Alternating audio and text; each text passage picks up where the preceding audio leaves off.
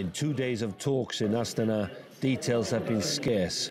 Occasional pictures of delegates, but they've mostly remained behind closed doors. Many critics will highlight the failures of these meetings to establish precise boundaries for safe zones in Syria, as well as which troops would police them. In December, participants agreed to a ceasefire, but it's been violated many times, including during these talks. The United Nations Special Envoy to Syria urged rebel groups to accept foreign troops in the de-escalation zones.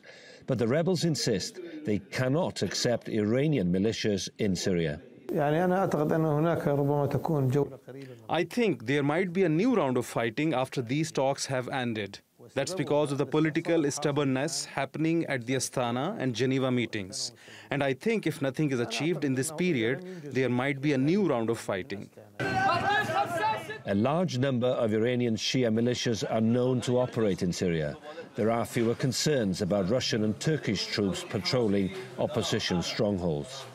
Perhaps there was a lot of expectation of something that would become openly operational. What I can tell you is, however, there's been very serious discussions about areas, borders, even about, as you heard, about what type of monitoring will take place. Any agreements in Astana are meant to complement the UN-led Geneva peace talks.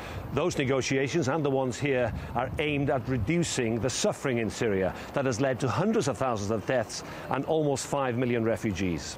Inside the country, 6.5 million Syrians have been forced from their homes. But while humanitarian aid has been sporadic, the ceasefires have never held for long.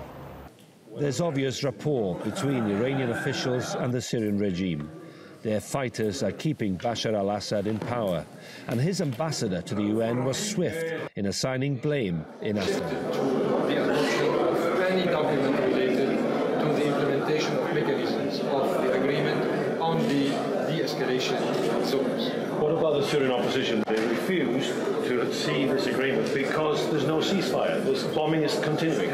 This is a pretext. This is a ridiculous pretext. Neither Turkey nor its NATO allies would agree with that. Iran is seen as a troubling presence, and a lack of an agreement on safe zones will disappoint politicians in several countries. The next talks in Astana will be in late August. In the meantime, Syrians may have to endure more ceasefire violations. Iolo, Dafydd, TRT World, Astana.